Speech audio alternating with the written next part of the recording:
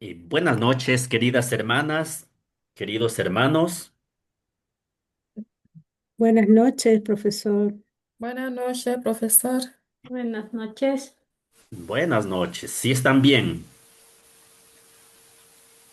Sí, estamos bien. Gracias. Qué bueno. ¿Listas, listos entonces para iniciar el último encuentro? Que por eso Oh, deben estar qué más rápido felices pasó. todavía. No. A ver, ¿me avisan si se visualiza, por favor, ya la presentación? Sí, Ya. El último tema de esta unidad tiene que ver se lo ha titulado así, ustedes por eso vieron en el sílabo, en la programación, en la plataforma está y sobre todo ahí el contenido de cada una de las unidades. Vamos a tratar de reflexionar, de compartir sobre la actualidad teológica de la regla bulada. Sí, porque es la que marca, como aquí les coloco, aunque la letra está pequeñita, espero que la logren leer, realmente representa un hito histórico en la consolidación del carisma franciscano, ¿sí? En la configuración o en la oficialización del carisma franciscano que sigue vigente hasta el día de hoy. Por eso la parte teológica y también espiritual es propia de esta regla, que nos ayuda a comprender toda la realidad.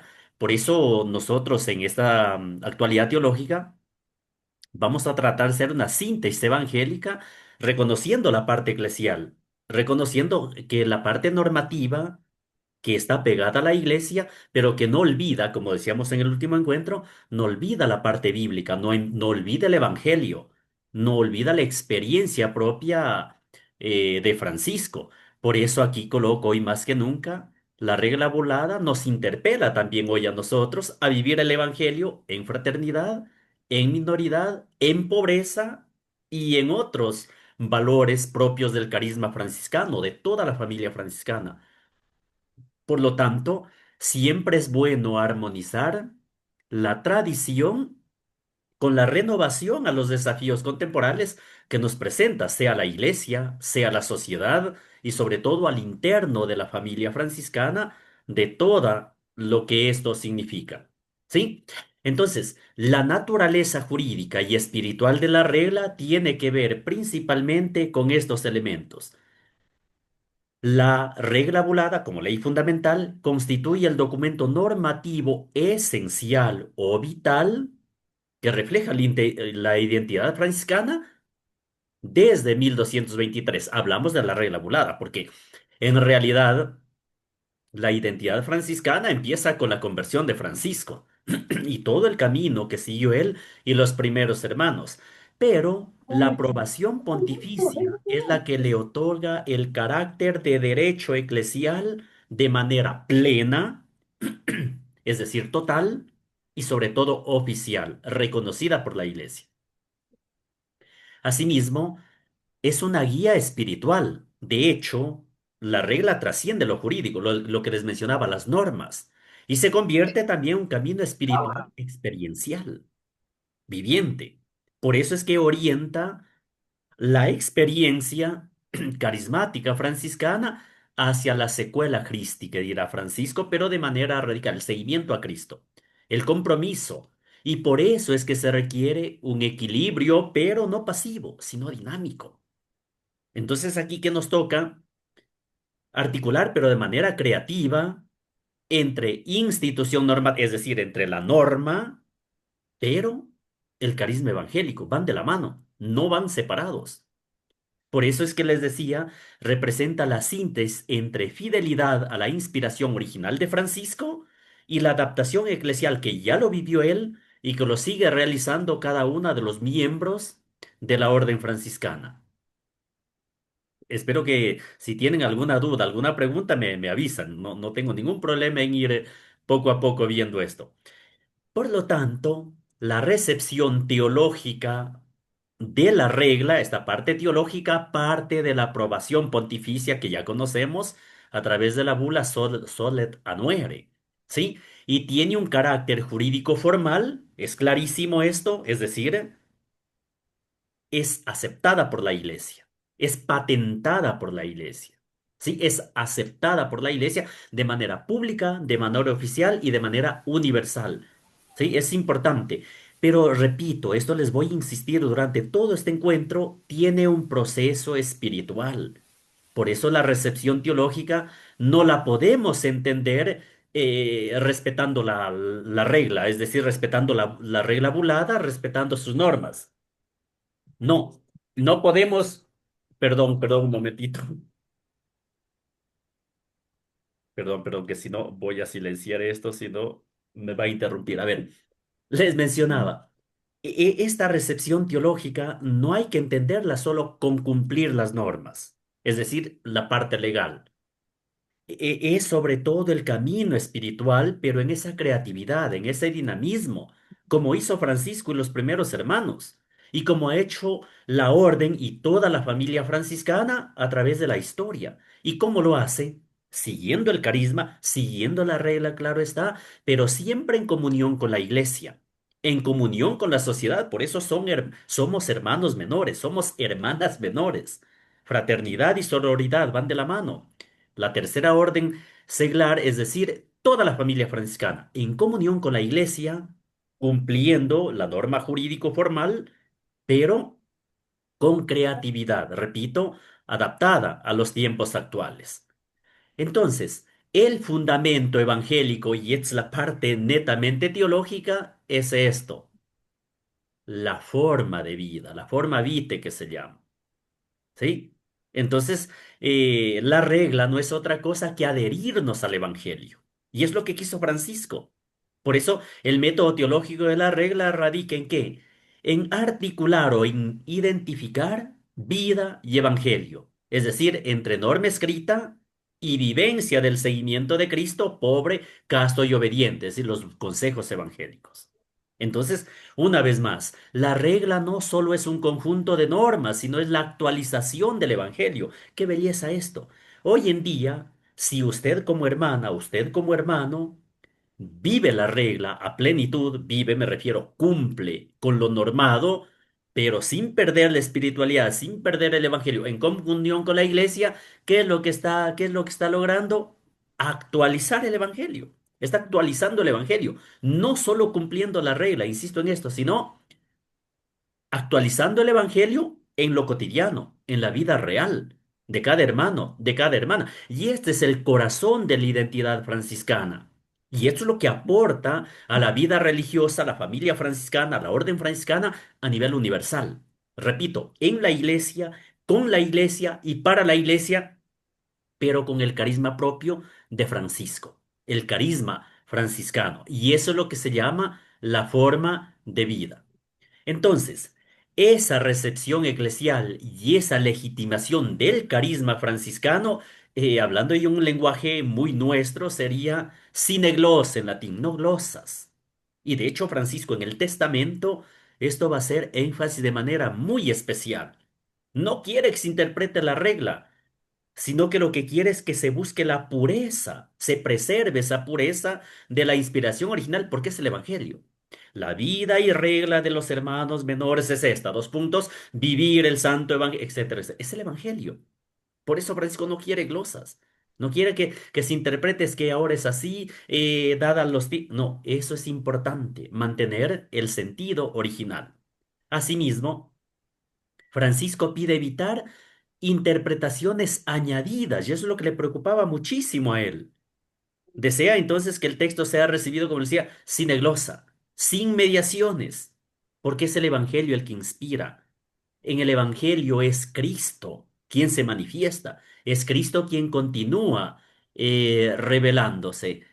Tengo una mano alzada, me dice aquí. Así, a ver, por favor, Sor Crescens. Sí, buenas tardes, profesor. Respecto a la regla, a un cierto momento, leyendo la misma regla, tuve la impresión de que San Francisco de Asís tal vez no había terminado todo lo que pensaba que sea la regla de los hermanos menores. Hablando, por ejemplo, del Espíritu Santo, San Francisco de Asís insiste mucho sobre tener el Espíritu del Señor. pero a un cierto momento él pensó que sea el Espíritu Santo, que sea el ministro provincial, el ministro general de la orden. Pero como ya había redactado la regla, no podía más cambiar. Entonces, no sé lo que usted piensa de este hecho. Muy bien, muchas gracias, hermanita. Y claro, a ver, es linda la pregunta, es linda y me puso aquí un poquito en jaque, pero para tratar de que se me entienda la respuesta que quiero darle no a usted, sino a los hermanos, a nosotros. Em, Sí, partamos de eso, lo que estaba explicando, que la regla aprobada por el Papa Honorio III, con la bula Soledad Nuere, es un documento, eso sí, de profunda trascendencia teológica, espiritual y jurídica. Eso sí, por favor, grábense. No es solamente lo jurídico, es regla, es norma, pero no es solo jurídico, es teológico, es espiritual. Y para San Francisco de Asís, y como lo es para toda la orden franciscana de los hermanos menores, es más, para la familia franciscana, eso es la parte central, y aquí sí me alegro por su pregunta, el lugar central del Espíritu Santo, que es considerado por el propio santo, como usted ya mencionó, el verdadero ministro general de la orden. O sea, ¿qué significa eso? Qué interesante, porque, a ver, San Francisco no concibió la regla como una simple constitución canónica. No, es la forma de vida que está inspirada en el Evangelio. Sí, ustedes lean detenidamente, ahorita no les pido que lo lean, pero grábense el Testamento 14, es ese versículo clave, el Testamento 14, donde ahí Francisco, en resumidas cuentas, dice que el Señor me reveló, sí, el Señor me reveló que dijera esta forma de vida en pocas palabras, o sea, que la redacte. Guardar el Santo Evangelio de nuestro Señor Jesucristo, Testamento 14. Por eso, aunque algunos autores, investigadores, algunos críticos mencionan que la regla bulada fue impuesta por la Iglesia de la Curia Romana, no, de ninguna manera, no fue una imposición externa. Más bien es la consolidación del carisma recibido de Francisco desde el Evangelio, desde la experiencia, desde la liturgia. Y por eso Francisco discierne. ¿Y cómo lo hace? En la oración, en la pobreza, con los hermanos. Por eso es que Francisco inicia y concluye la regla con el Evangelio. ¿Sí? Con el Evangelio. La regla de Dios es esta, vivir el Santo Evangelio, etcétera, etcétera. Entonces, la regla expresa un camino de seguir a Cristo. Cristo pobre y crucificado. Y por eso con ello lo que está mostrando Francisco es como darle respuesta a ese amor de Dios. Y no tanto una obligación, no una respuesta a ese amor misericordioso, infinito de Dios. Entonces para él, por eso es que él quería que la regla se la viva. ¿Sí? Y se la viva según el Espíritu, y ahí sí, según el Espíritu del Señor. Sí, eso es importantísimo a tenerlo presente. De hecho, el Espíritu Santo, Francisco, lo que usted, hermanita, ahí preguntaba, creo que hablé tanto y todavía ni le respondo.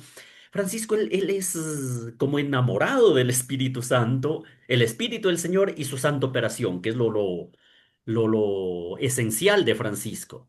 ¿Sí? Por ejemplo, en las admoniciones. Francisco va a definir una actitud interior que supera el simple cumplimiento de las normas exteriores, me refiero. Y ahí va a tomar el Evangelio de Mateo, las bienaventuras. Bienaventurados los limpios de corazón, porque ellos verán a Dios. Y esto es lo que Francisco pide.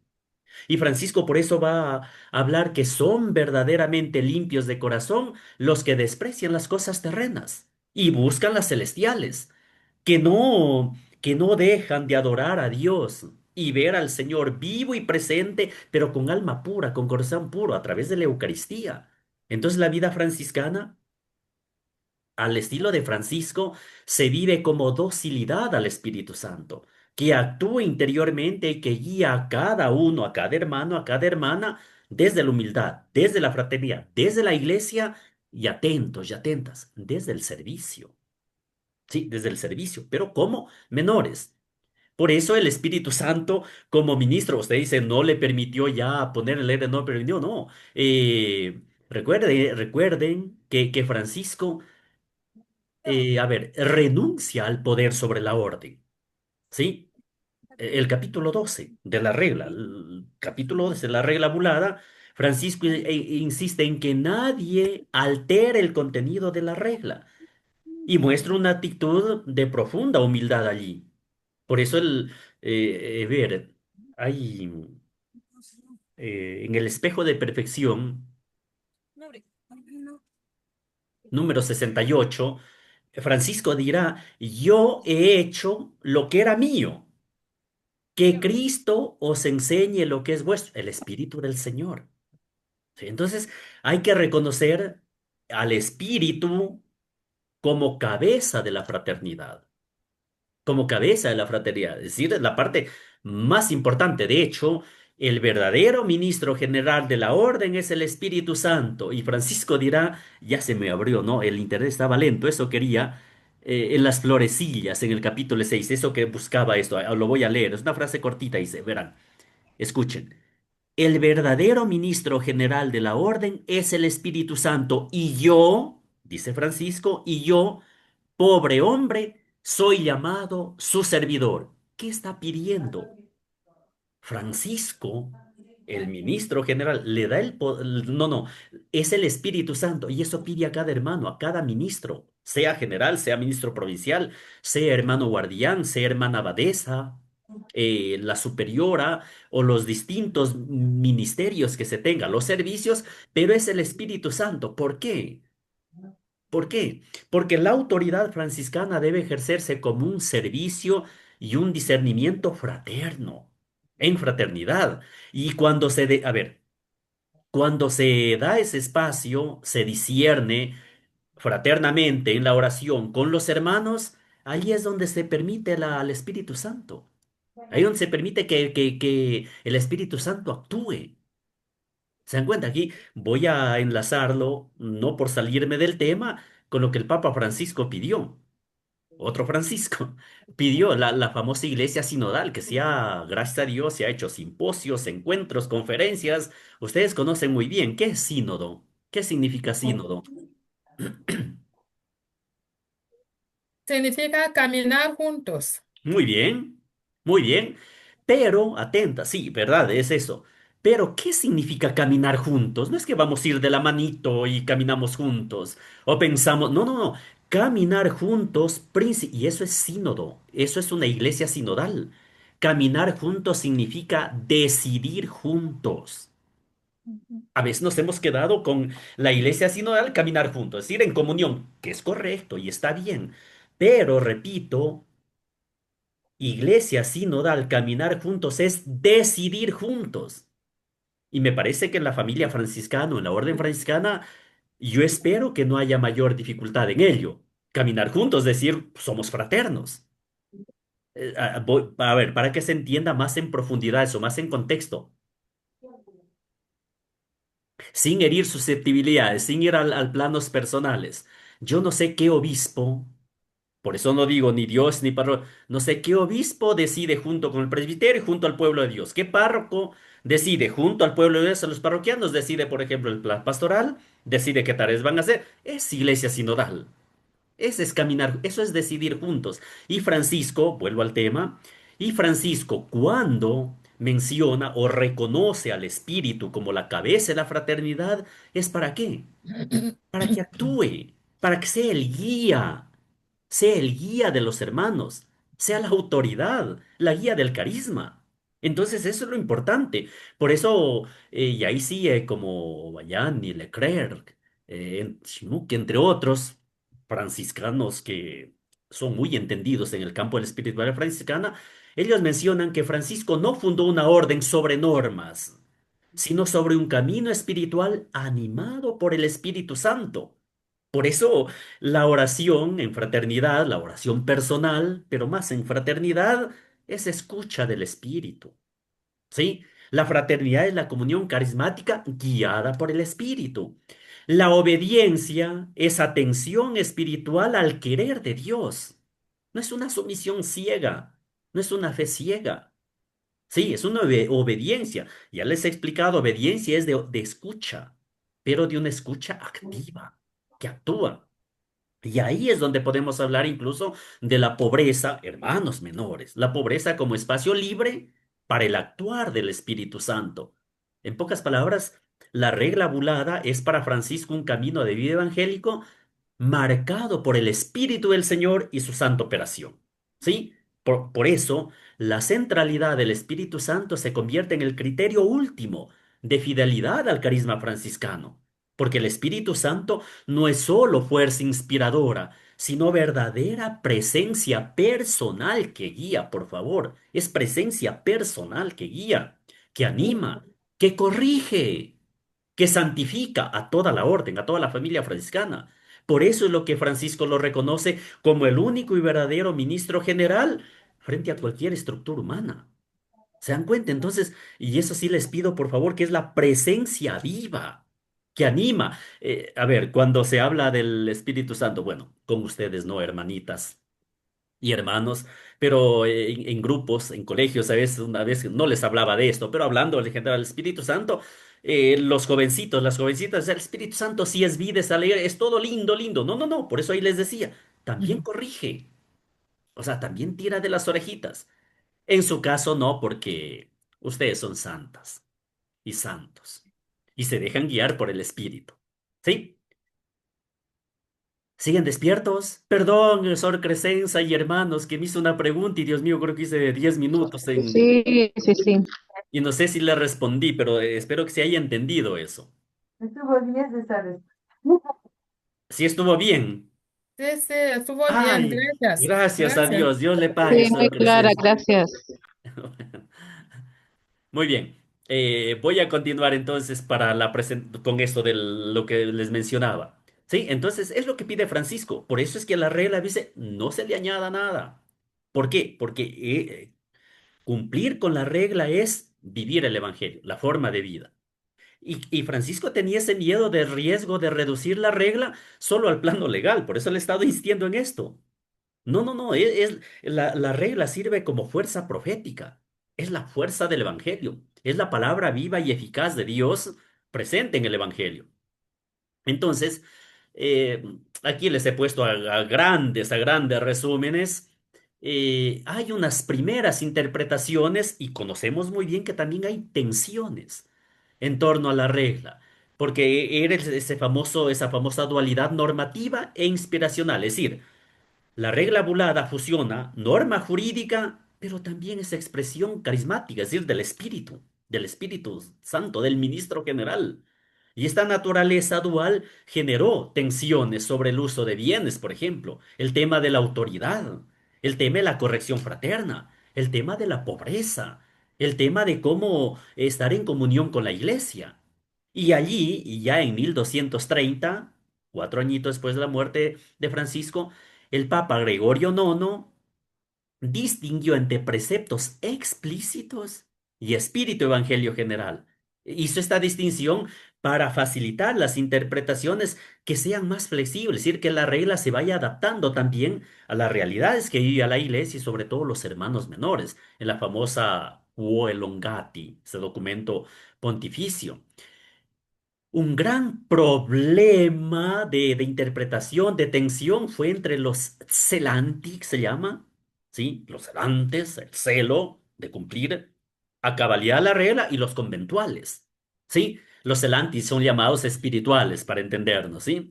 Ellos defendían la literalidad y pobreza absoluta del carisma franciscano contenido en la regla, mientras que los conventuales abogaban por adaptaciones institucionales de administración de bienes, ¿sí? Entonces era o fue una de las tensiones muy fuertes. Entonces, estas tensiones no eran solamente de carácter organizacional, sino eran también teológicas, porque aquí es donde se dan distintas visiones sobre la interpretación del carisma franciscano a la luz del Evangelio. Y por eso eran tensiones muy fuertes que vivió la orden. Entonces, ¿a dónde se recurre? A la iglesia. ¿Sí? A la recepción eclesial. ¿Para qué? Para que se legitime la acción carismática, o sea, la guía del Espíritu Santo, la acción del Espíritu Santo. Entonces, para salvaguardar estas tensiones, entonces, es literal, la pobreza debe ser absoluta, se puede tener bienes, hay cómo adaptarse a las instituciones, cómo es la obediencia, etcétera. Entonces, hay que recurrir a la aprobación pontificia. Y esa tensión, dice, tiene que ser creativa, ¿sí? Pero con fidelidad al Evangelio, con respeto y comunión a la iglesia y que sea para el bien de los hermanos. Entonces, ¿qué se exige? Es una obediencia, pero una obediencia como carisma, ¿sí? Una obediencia eclesial, se entiende. Y esta es la parte netamente que ayuda a integrar lo institucional con el carisma, con el querer de Francisco expresado en la regla, ¿sí? Y aquí es donde se va a reflexionar de manera muy, muy profunda el tema de la minoridad y también de la pobreza. De hecho, le he titulado Teología de la minoridad y de la pobreza, porque son categorías teológicas fundamentales, o sea, son vitales, ¿sí? Porque la regla en verdad consolidó a nivel teológico el ideal de la minoría, o sea, ser menores. Es decir, no la vanagloria, no ser mayores, no ser lo que no es del Evangelio. Y el tema de la pobreza, siguiendo el ejemplo de Jesús, siguiendo el ejemplo de María, que es lo que Francisco en todos sus escritos va a hablar, quién es el modelo por excelencia de pobreza, empezando por María, empezando por la familia de Nazaret y por el mismo Jesús, el mismo Cristo. Entonces no se trata de las estructuras, es la vivencia, es la forma de vida. ¿Sí? Y tiene que haber una relación integral, porque la pobreza no se reduce a la carencia material, sino que se la expresa en la relación con Dios, con los hermanos, con el mundo. ¿Cómo utilizo los bienes? Me santifico a través de ellos, es decir, no poner el corazón. Y ahí es donde se da el desarrollo teológico, por ejemplo, en la pobreza, que se va de el movimiento franciscano, la teología franciscana, sobre todo de San Buenaventura, de Pedro Juan Olivi, también de Duns Scoto, entre otros, va a ser muy apegada al Evangelio, pero siempre destacando el carisma franciscano. ¿Sí? ¿Se dan cuenta de eso? ¿Se entiende? Por favor, porque yo estoy aquí pasando, espero que se entienda, espero que se entienda o no se entiende. Sí, sí Sí, se sí, entiende, se gracias. entiende. Ya, muy bien, sí, porque si no, a veces me da la impresión de yo hablo, ustedes están como están calladitas y todo. De hecho, la pobreza en San Francisco es uno de los pilares esenciales de la espiritualidad de él y de la forma de vida que quiere para los hermanos, que él la vivió, que él la predicó y que la da para los hermanos. Sí, y por eso es una opción radical teológica y cristológica, porque está centrada en la imitación de Cristo pobre, en el deseo de vivir en total dependencia del Padre al estilo del Evangelio. Sí, por eso, qué interesante aquí el testamento, he dado clase, creo que a ustedes, no sé si les di clase del testamento, puede ser que sí, si no, no, en los primeros, del 1 al 3, el Señor me dio a mi hermano Francisco el comenzar a hacer penitencia, así, porque estando en pecado, es el tema de la pobreza. De hecho, la conversión de Francisco lo llevó a descubrir la pobreza como seguimiento de Cristo pobre y crucificado. Es decir, la desapropiación radical para dejar obrar al Espíritu, que le estoy hablando de la parte carismática, al Espíritu. ¿Sí? Entonces, la pobreza, repito, en Francisco es imitación de Cristo. ¿Sí? Es imitación de Cristo. Por eso Francisco ama la encarnación, Navidad, la pobreza extrema de Dios y también la cruz. Esos son los lugares teológicos donde Francisco descubre la plenitud del amor de Dios expresado en forma de despojo, de kenosis, que era San Pablo en Filipenses. Kenosis es anonadamiento o abajamiento. Por eso deseaba vivir sin nada propio Francisco, el sine proprio en latín, al estilo de Cristo. Y recuerden que en 2 Corintios 8:9, porque Cristo, siendo rico, se hizo pobre por nosotros, y eso quiere Francisco. ¿Se dan cuenta? Entonces es una pobreza cristológica. La imitación, le decía, radical de Cristo, especialmente en la encarnación y en la cruz. Pero también es una pobreza a cierto punto trinitaria. Le estoy dando un poquito más teología a esto, porque implica, a ver, la pobreza en su dimensión trinitaria implica confianza absoluta en la providencia del Padre. Sí, a ver, ¿y ahora qué comemos mañana? Confiar en la providencia del Padre. Provee, providencia.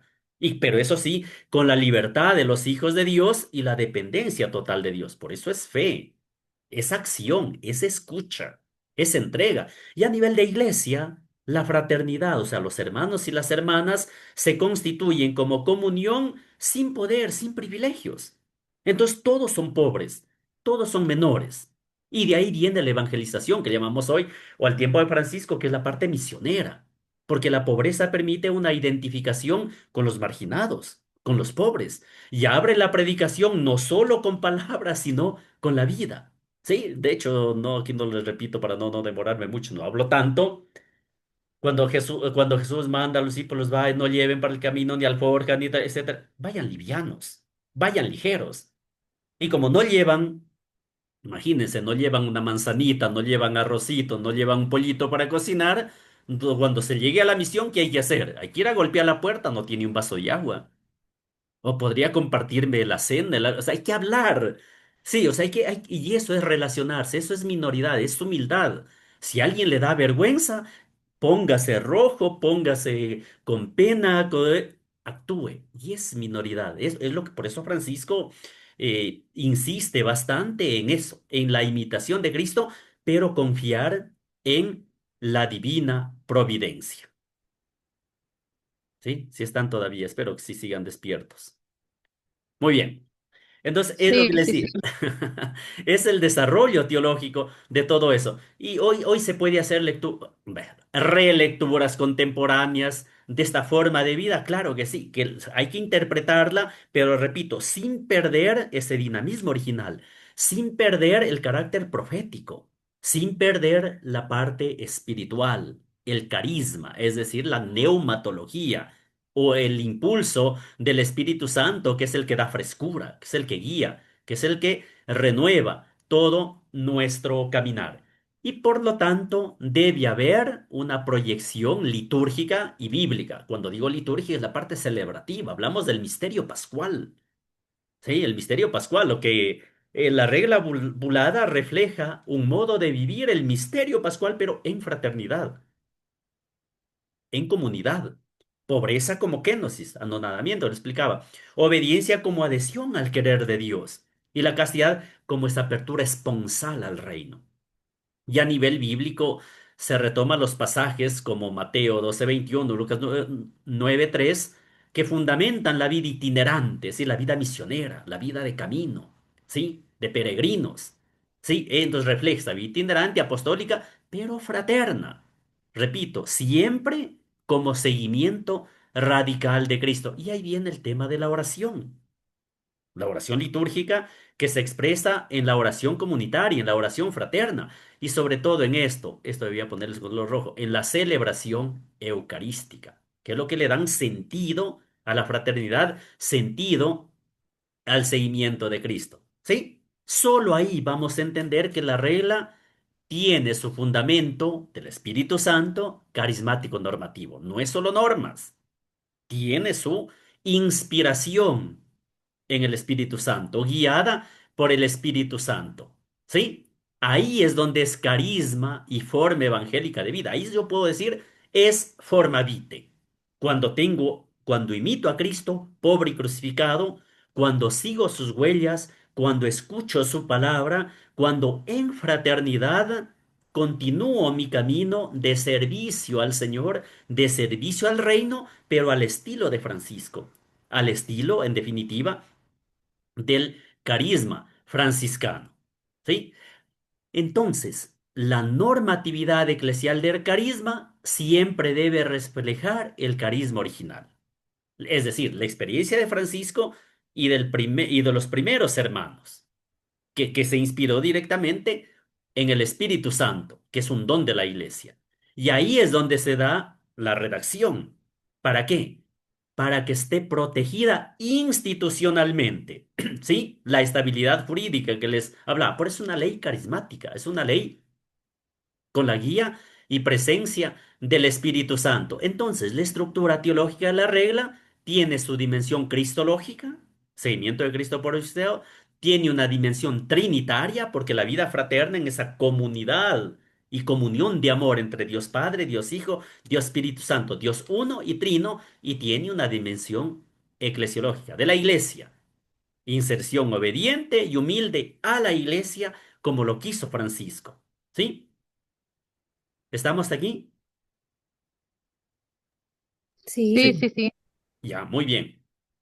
Entonces, el carácter normativo de la regla bulada no se limita, como le decía, a prescripciones externas, sino es salvaguardar el carisma franciscano. Por eso Francisco no impone, sino que propone una norma de vida desde dentro, desde la fraternidad, desde la vivencia personal. ¿Sí? Y por lo tanto, ese es el dinamismo espiritual. Entonces, la regla, por supuesto, que establece formas de relación con los superiores, modos de vida fraterna, prácticas de pobreza, oración, misión, claro que sí, pero esto es para orientar la vida diaria hacia esta conformidad con Cristo, es decir, imitar a Cristo. Recuerden que San Pablo, la teología de San Pablo dice, configurados con Cristo, en griego se dice sin significa configurados con Cristo, sepultados con Cristo, muertos con Cristo, resucitados con Cristo, el con. Entonces, eso es lo que Francisco pide, que nos dejemos guiar por el Evangelio, que es la presencia del Espíritu Santo que guía, pero siempre en fraternidad y en la iglesia. Y eso es lo que, repito, lo que le da la identidad franciscana. Entonces, la interpretación o interpretaciones al plural contemporáneas siempre se partirá de una lectura teológica que guía a la familia franciscana. Es decir, se descubra en la regla una teología de la vida consagrada centrada en el Evangelio. Que asimismo se realice una lectura espiritual que permita encontrar, perdón, en la regla un camino configurado con Cristo. ¿Sí? Pero a las situaciones actuales que vive la iglesia, que vive la sociedad, sin perder la originalidad del carisma. ¿Sí? Y una lectura pastoral, o sea, el tema de la misión. ¿Por qué? Porque el carisma fundacional se encarna o tiene que encarnarse, nosotros tenemos que encarnarlo en nuevas realidades.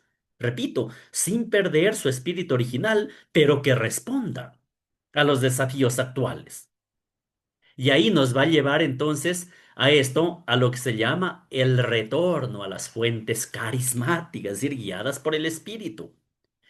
Redescubrir en los escritos de Francisco. Sí, es el volver a las fuentes, la importancia de ellos, pero para la secuela Christi. Y viviendo en fraternidad como testimonio para el mundo, para los demás. Y ahí es donde se va a concretizar esa forma de vida evangélica. ¿Se dan cuenta? ¿Hasta aquí? ¿Sí? Se requiere sí, también Sí, profesor. una lectura eclesiológica y comunitaria. Sí, claro que una comunitaria. Eh, Comunitaria me refiero de la comunidad, porque la vida fraterna que se la vive en comunidad es guiada por el Espíritu Santo.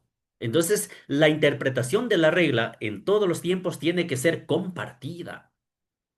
Las fraternidades franciscanas tienen que redescubrir la identidad cuando se lee juntos el Evangelio, cuando se vive juntos la regla. Ahí se tendrá una presencia transformadora y una dimensión eclesial. Y la presencia transformadora se expresará en una presencia profética. Sí, encarnar el evangelio, por ejemplo, en las periferias existenciales, en los pobres.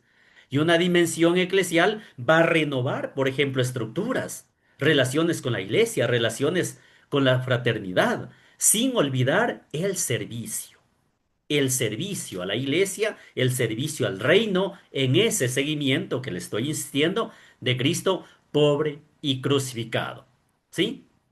Entonces, eh, el Evangelio tiene que ser el centro. Él se puede central hoy, pero es de todos los tiempos.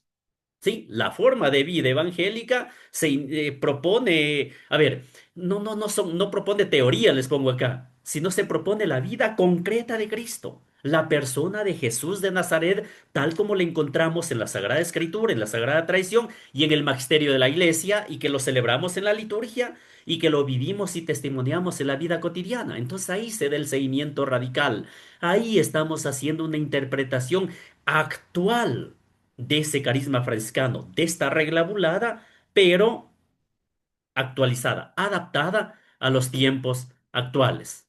¿Sí? ¿Estamos entonces hasta allí?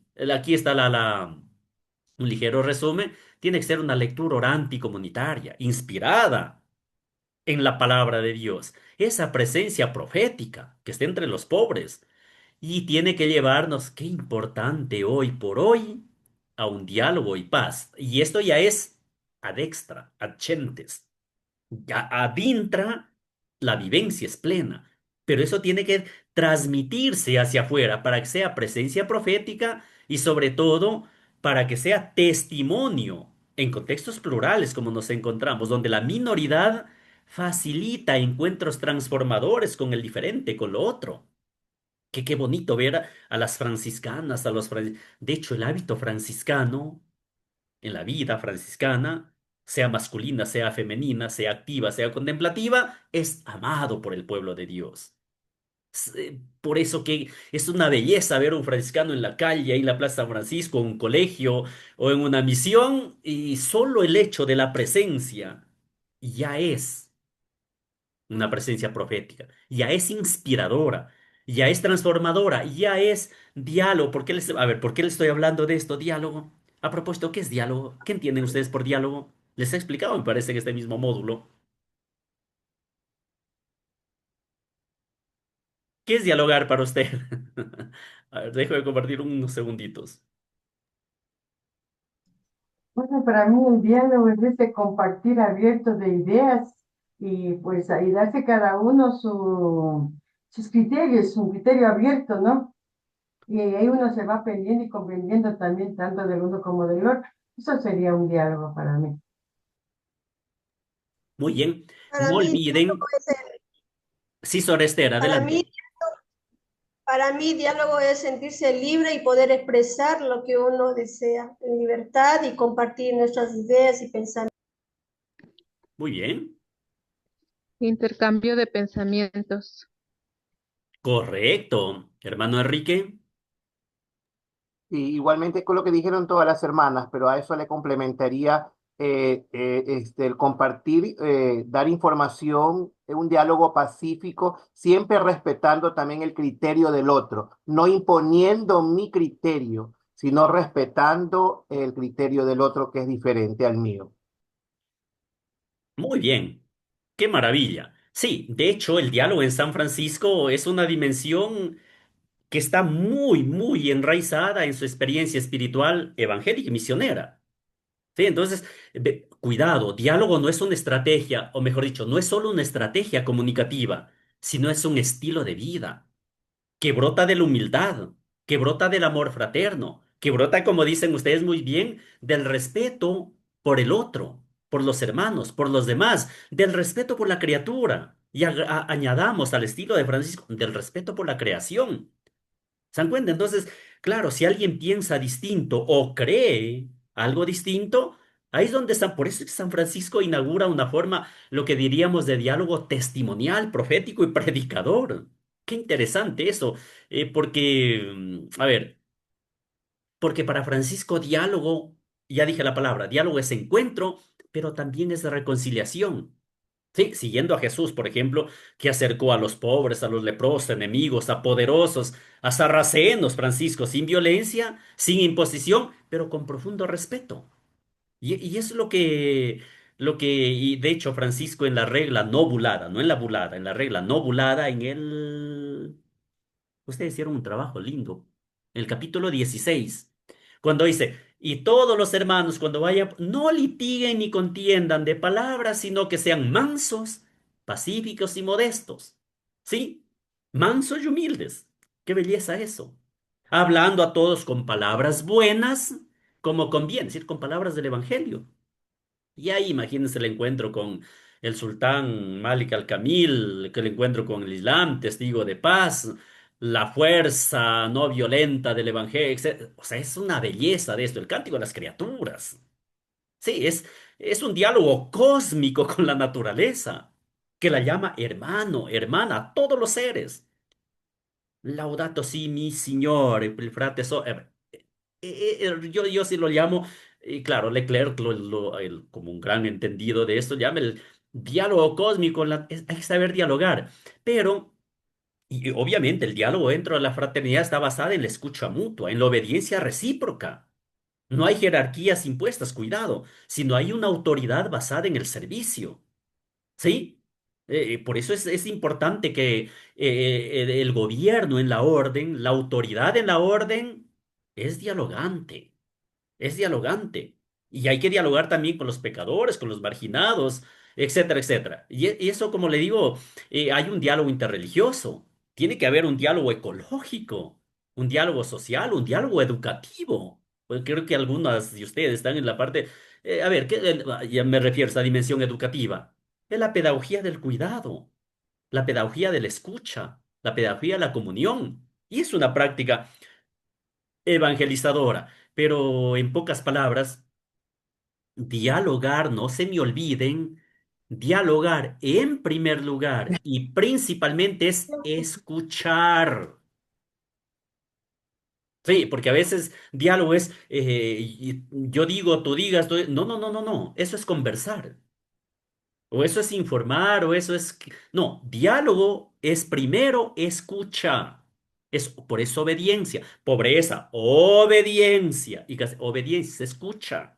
¿A quién escuchamos? A Dios. ¿A quién escuchamos? A Francisco. ¿A quién escuchamos? A la autoridad, a nuestros superiores, porque son don de Dios. Al hermano, a la hermana, a la naturaleza, son hermanos. Yo le escucho. Y primero, por eso le decía, primero escucho, de ahí comparto. Si no hago eso, y es algo tan práctico, porque en el momento que escucho voy a saber qué necesita el otro, qué necesita la hermana, qué problemas tiene, qué le aqueja. No estoy diciendo acepten todo. A lo mejor es que esta hermana está equivocada, es que no, pero escuche. Entonces, una vez que ahí puedo dialogar. Cuando no hay escucha, ahí es cuando hay ruido de misiles, de armas, de gritos, de todo. Aquí no quiero porque me alargaría mucho. Y así han dado cuenta que yo hablo poquito. Así es que no, no, no me, no me, pero es escucha. Recuerden que a ustedes varias veces las clases grabadas, otra vez va a decir lo mismo el profe. Recuerden que yo les decía que en el judaísmo se dice gracias, Señor, o Dios creó al hombre con dos oídos y una lengua. ¿Se acuerdan de eso? Porque somos de escucha, o somos seres creados para escuchar a Dios. Es Shema Israel. Pero escucharle a Dios de manera, muy bien, hermano Enrique Zacarita, de manera activa, es decir, cumpliendo la voluntad de Dios y en este caso el querer de Francisco. Por eso. Por eso es que se debe buscar esto, la fidelidad creativa al espíritu de Francisco. ¿Cómo? A través de presencias misioneras, como lo tiene toda la orden franciscana, la formación transformadora. ¿Qué significa esto? Procesos centrados en la conversión interior. Acompañamiento que integra experiencia, reflexión y compromiso evangélico, para que haya un liderazgo, pero desde la minoridad. Es el estilo franciscano.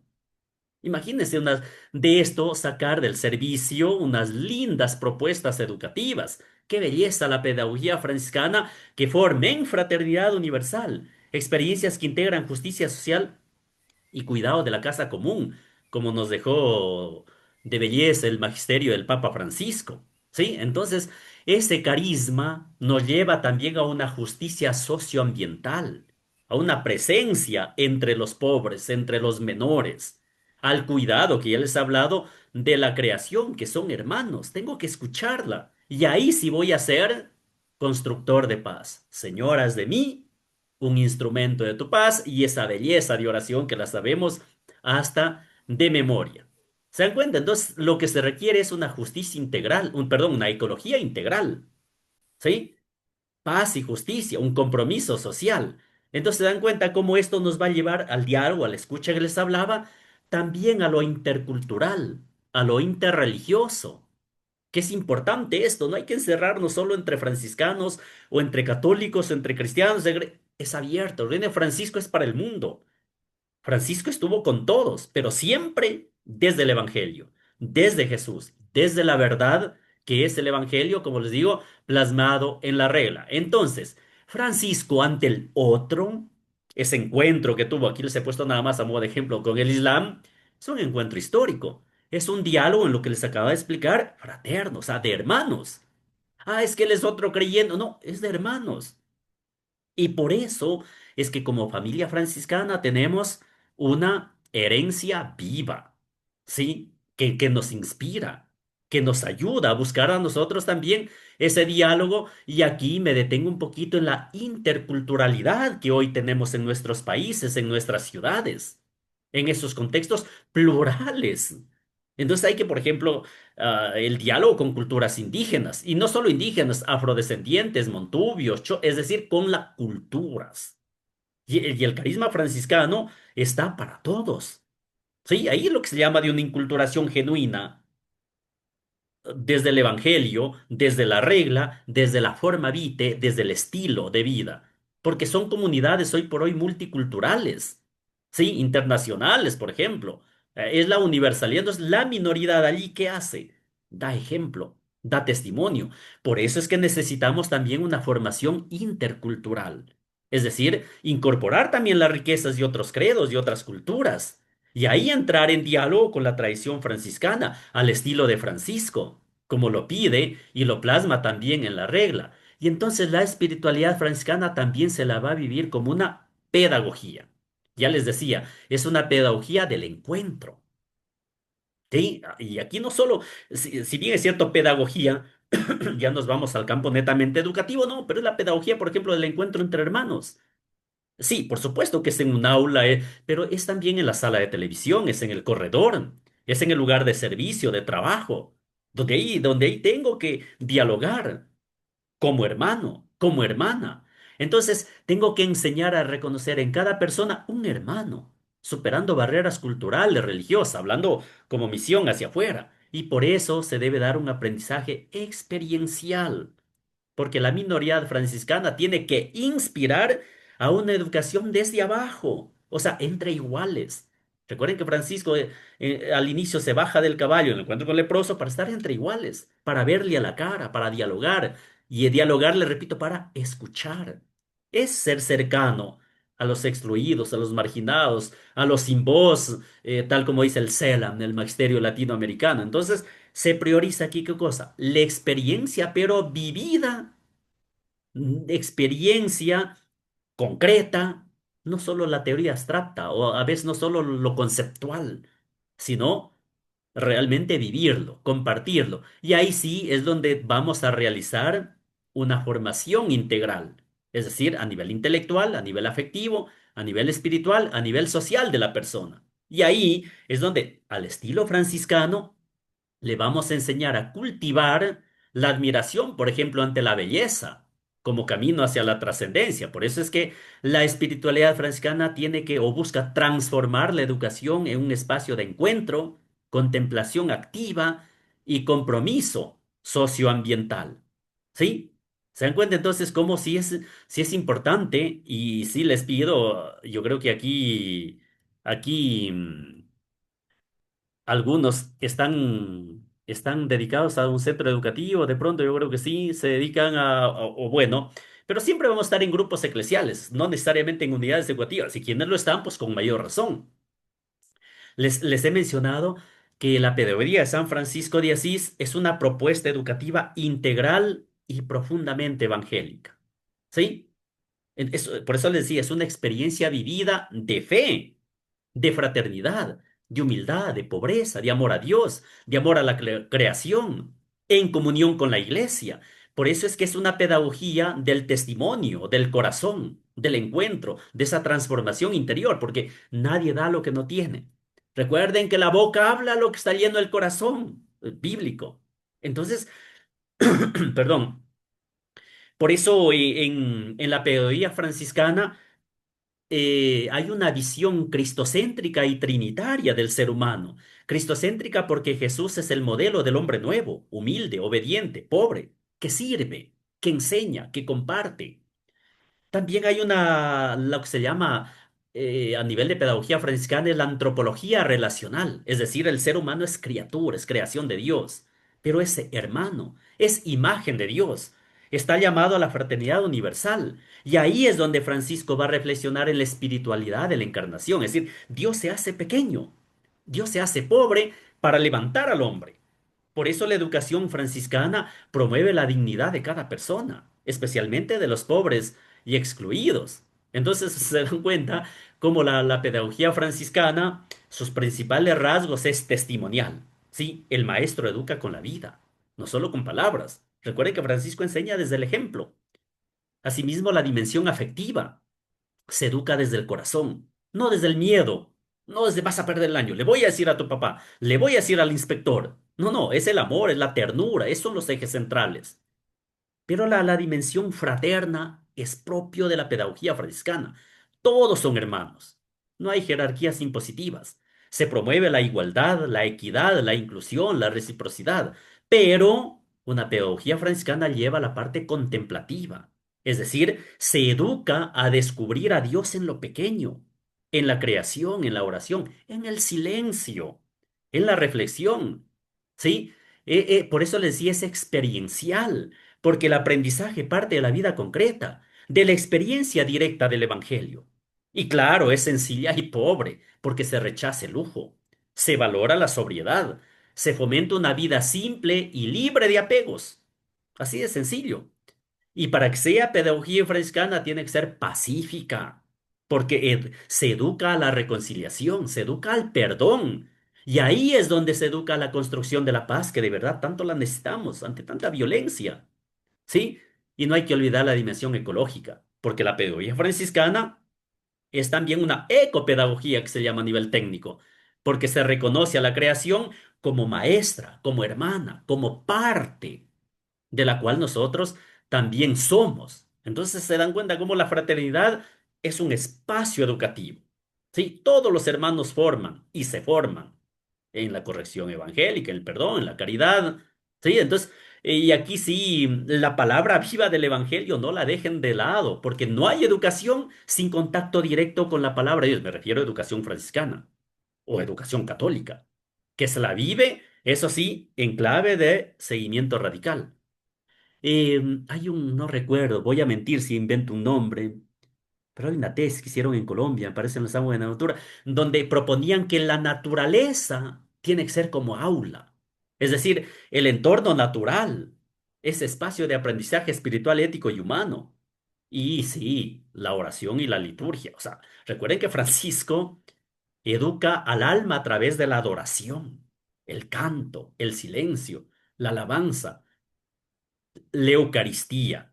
¿Sí? La Eucaristía. Y eso sí. Hay que educar y con fuerza, que no es solo de escucha, por ejemplo, de la parte sacramental, no, no, es recepción sacramental, o sea, es celebración. Por lo tanto, hay que comulgar, hay que confesarnos. Esto les hablo para los ambientes educativos, ustedes no, porque hasta por ley canónica, por regla, la regla bulá, tienen que hacer. ¿Sí? ¿Sí? ¿Están bien hasta aquí? A ver. Y me quedan literalmente como que es la última clase, me quedan exageradamente 15 minutos. Ya les hice alguna ocasión una propuesta, ¿lo damos directo o hacemos la pausa y retomamos pues? O sea, concluimos. En 15 minutos cerramos. No, directo. Eso, Segundo. la hermana Lilia ya quiere irse a descansar. Muy bien. Oye, Sor Esther igual, Nelson igual, muy bien. Bueno, entonces con su Directo. permiso y su venia, hermana Flor también, continúo. ¿Sí? A ver, ¿por qué no les pasé esto? Bueno, de todo lo que yo pensé que sí les había estado compartiendo esto, les decía, es espiritualidad como pedagogía. La enseñanza es la sencillez, la comunidad, la fraternidad es el aprendizaje. Todo lo que les mencioné de esto está aquí resumido. La ecología integral aplicada en el aula a través del respeto a la creación. Entonces, esto nos va a llevar ¿a qué? Al reconocimiento del valor educativo, pero desde el carisma franciscano como estilo de vida. Su modo de relacionarse con el saber, la creación y el otro es indispensable. ¿Se dan cuenta? Entonces, aquí es donde se va al individualismo, a la competitividad, al materialismo. Franciscanamente se educa a la providencia, al amor, al desapego. ¿Sí? Y es la famosa pedagogía de la experiencia. ¿Y cómo se da esto basada en la experiencia? en el testimonio, en cómo acojo a los alumnos, cómo acojo a los hermanos, a las hermanas, cómo las trato, cómo las amo, en definitiva. Y esa es la formación integral de la persona. Es decir, ¿qué significa esto? Que hay que unir conocimiento intelectual, desarrollo emocional, compromiso ético, pero siempre abiertos a la parte espiritual, a la parte trascendente. ¿Sí? Entonces, una proyección pastoral y educativa tiene que ser una pastoral de cercanía, les decía. Somos hermanos. ¿Sí? El servicio al pueblo, al otro, se lo da desde la minoría como hermanos, ¿sí? No desde el poder, sino desde la cercanía que les digo, no desde el prestigio, sino desde la pobreza compartida. Y es la educación integral y es la presencia en el mundo, por ejemplo, ante la secularización, el pluralismo, las crisis de todo sentido. Ahí es donde realmente el espíritu franciscano debe llenar esos vacíos, debe ayudar a comprender la realidad que se da. Aquí esto nada más a modo de ejemplo, miren, y sí, es a modo de ejemplo, hasta el título es osado, quizá, Magisterio Franciscano, pero Fray Cesare Baiani es un gran experto que nos ayuda mucho a comprender esto, o las lindas reflexiones que se dieron en el octavo centenario de la regla y de todo, y es que nos lleve a una formación y misión. Es con a modo de ejemplo que les puede ayudar a ustedes a ir viendo. Entonces, la regla bulada, y no hay que descuidar, aunque cuando les hablaba de hermanos, de hermanas, cuidado, Nelson, no se me enoje, los abogados, los otros hermanos, que dejé de lado la parte laical, las hermanas, hermana Luz, todos, no, no, no, no. Todo es en clave franciscana. En otras palabras, religiosos, religiosas, laicos, franciscanos. Por eso aquí la tercera orden franciscana, recuerden que inspiró a muchos laicos ya desde el siglo XIII.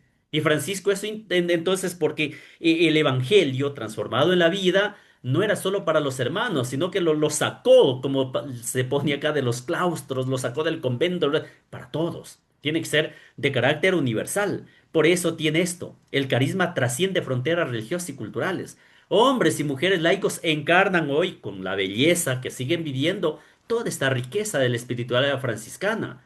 Y esto sí es de aplaudir, de aplaudir realmente el tema de la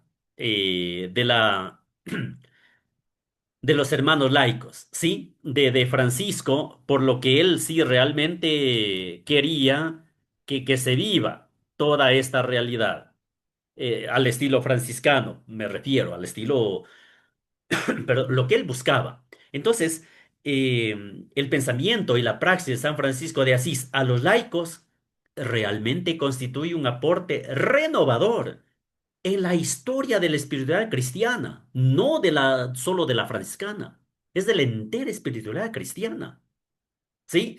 Porque Francisco no solo fundó una fraternidad clerical, la de los hermanos menores, no, no, no, no, sino promovió un camino de santidad abierto a hombres y mujeres laicos, casados o solteros. Eso sí, que quieran vivir el evangelio sin abandonar su estado secular, su estado laical. Y por eso la tercera orden, repito, o tercera orden seglar, la OFS, es tan importante en la vida franciscana, en la vida cristiana, que por algo data ya de la época de Francisco. Porque a ver, Francisco reconoce en los laicos una vocación propia a la santidad, que está inspirada en el Evangelio. Por eso en 1221 recuerden que redacta una forma de vida dirigida a los fieles. Carta a todos los fieles. Regla para los hermanos y hermanas de la penitencia. ¿Sí? O la regla conocida como la regla de la tercera orden, que es la regla de los hermanos y hermanas de penitencia. Por eso la vida laical, es decir, repito, los miembros o los integrantes no abandonan su estado secular. Siguen siendo padres, madres, trabajadores, etcétera, pero viven el espíritu franciscano en una conversión continua. Porque viven la penitencia con un estilo de vida evangélica, con la oración, con el ayuno, la caridad, la reconciliación, y están comprometidos con la paz, con la justicia, ¿sí? Que son las armas del franciscanismo que promueven siempre la reconciliación y esa pobreza interior que se fomenta con su estilo de vida sobrio. Son solidarios. centrados en Dios, apegados a la iglesia. ¿Sí? Porque la regla fue aprobada por la iglesia. La fraternidad vive en obediencia al magisterio. Y es interesante, a ver, y simplemente a nivel teológico, es la dignidad universal de todos los bautizados. Y Francisco aquí no hace distinciones jerárquicas entre fieles, porque todos somos hermanos menores, sin importar su estado de vida. Todos son igualmente llamados a vivir el Evangelio para Francisco de Asís.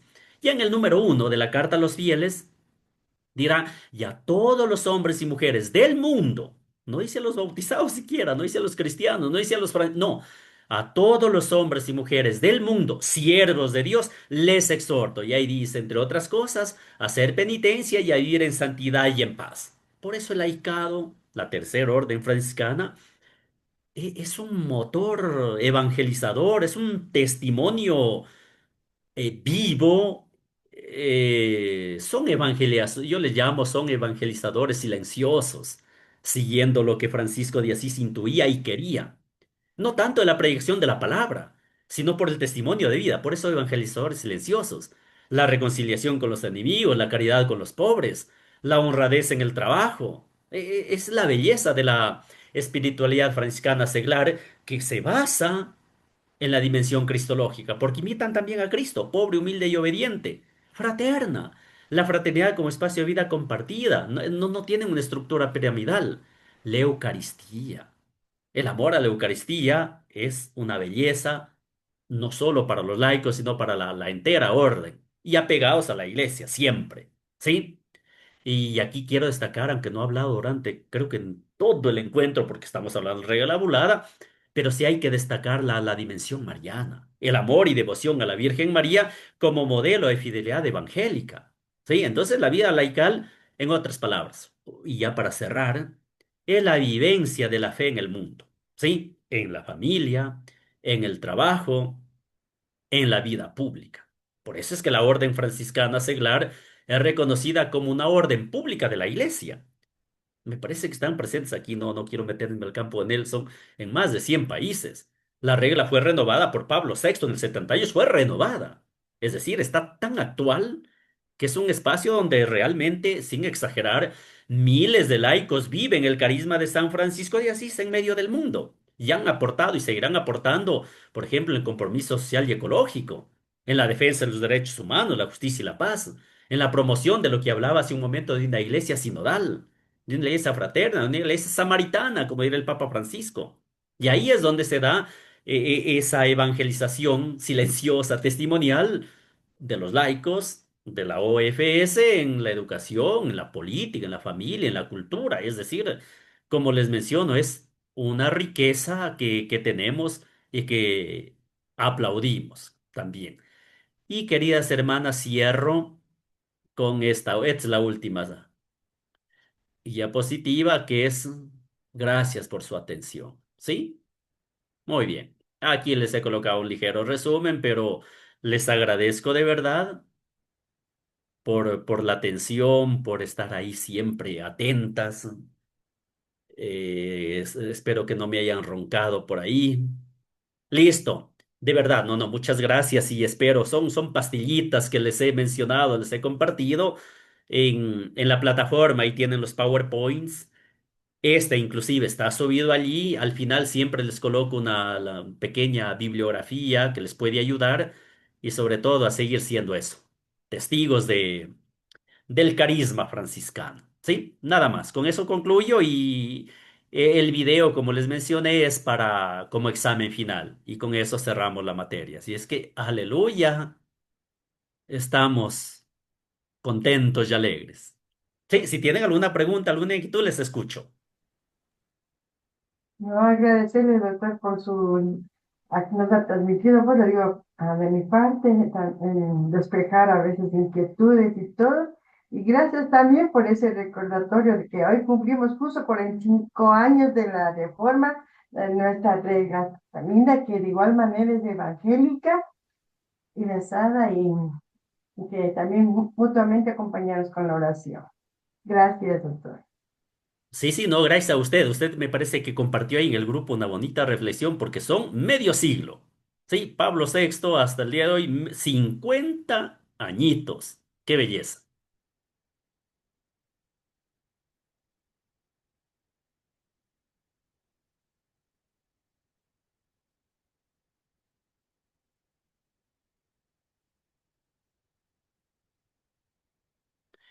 A ver, hermana Patricia Mendoza. Ah, muy bien. Gracias a usted y a ustedes. Listo. Si no, no hay algún comentario o una pregunta, entonces concluimos ahí. ¿Sí? Nos seguiremos encontrando en el camino de la vida, de la educación, de la evangelización, ojalá en algún encuentro. Luis, por Muchas favor, que ahí vi la gracias. mano porque no, no. A ver, adelante. Buenas noches, profesor. Solamente le quería comentar que leí algo sobre Platón, que decía el poder educativo de la palabra hablada. Él que no había dejado ningún escrito, no había dejado escritos. Él solo te creía en el poder educativo de la palabra hablada y también la importancia del diálogo. Eso quería comentar.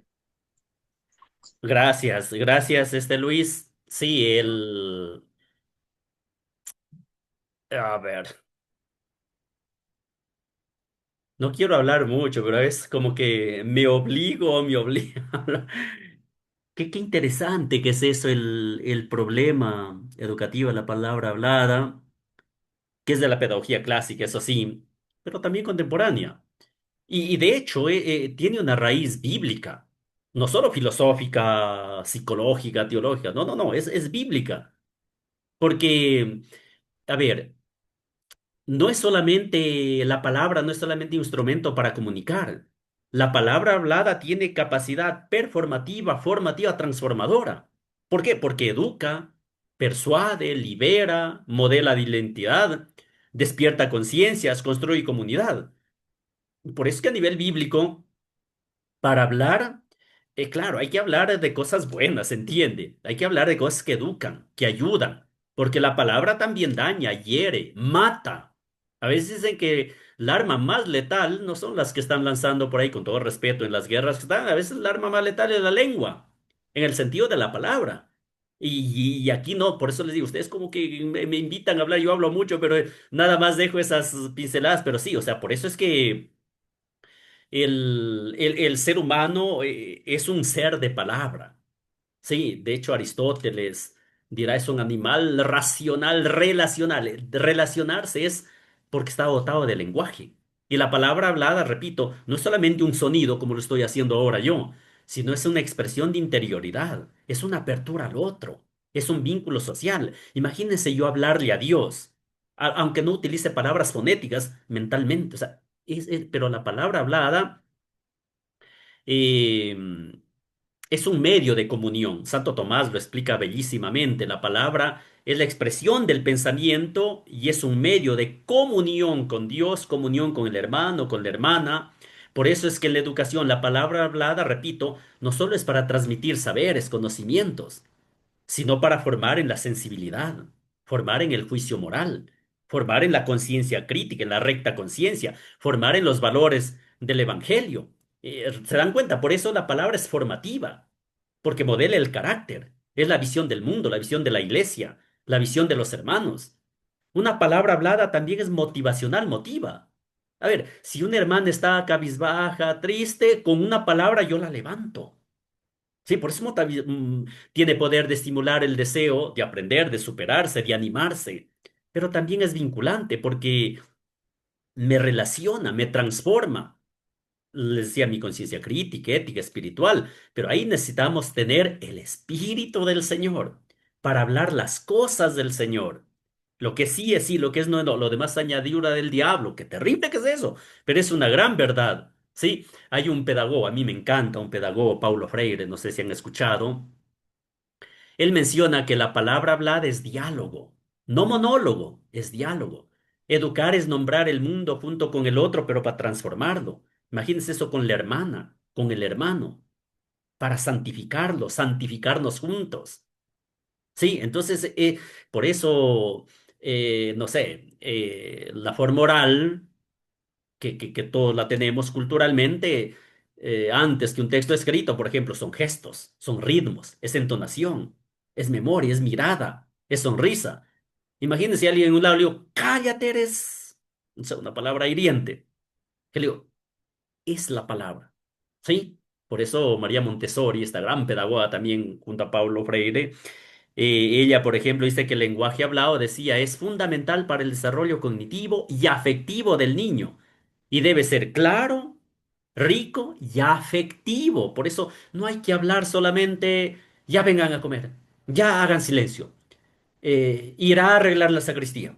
Ya dio la... No, tiene que ser, por eso hasta el tono, la forma. Y ahí viene, con el hablar viene la parte afectiva. Por eso hay que formarnos, hay que darle sentido, ¿sí? Y por algo Dios crea, por la palabra. Y dijo Dios, hágase la palabra hablada. Jesús es logos, es palabra hecha carne. ¿Sí? El evangelio se anuncia por la palabra hablada. ¿Se dan cuenta? Entonces, por eso, no, no, no, ya me callo, ya me callo. Entonces, muy, muy importante eso. Hermano Luis, no sé si sigue con la mano levantada, pero va por esa línea. ¿Sí? Recuerden, vayan a predicar y si es necesario, usen palabras. Belleza de Bueno, San gracias. Francisco de Asís. Gracias, ¿Sí? gracias, profesor. Gracias, es un tema muy, yo considero que es un tema muy extenso. También el tema que dice Platón, preguntar fingiendo ignorancia, porque Platón a veces lo aplicaba, tengo entendido. Es un comentario, además no que quiera extender la clase, porque usted ya fue muy claro en estos temas. Muy bien.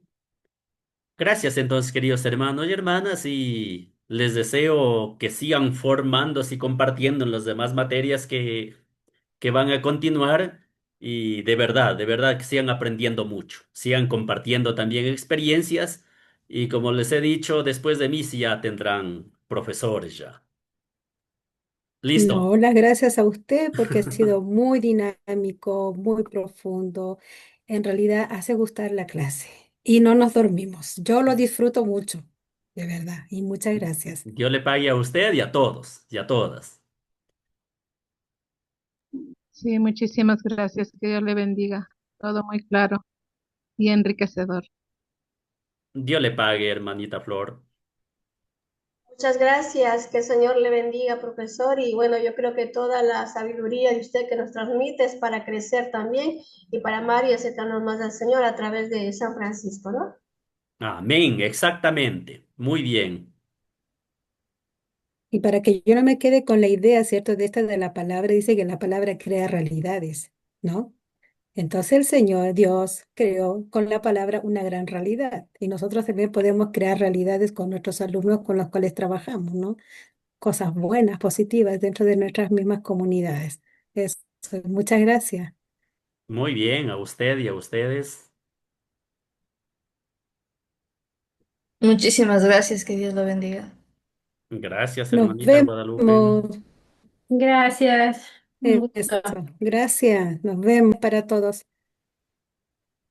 Muchas gracias, profesor. Esperamos volver a encontrarnos en otra asignatura. Bueno, bueno, si quieren seguir aburriéndose, ojalá que así sea.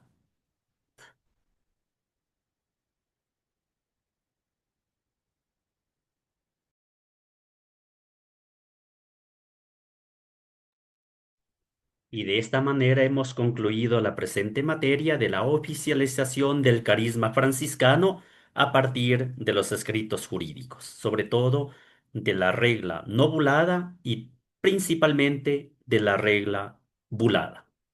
Paz y bien a todos. Muchas gracias.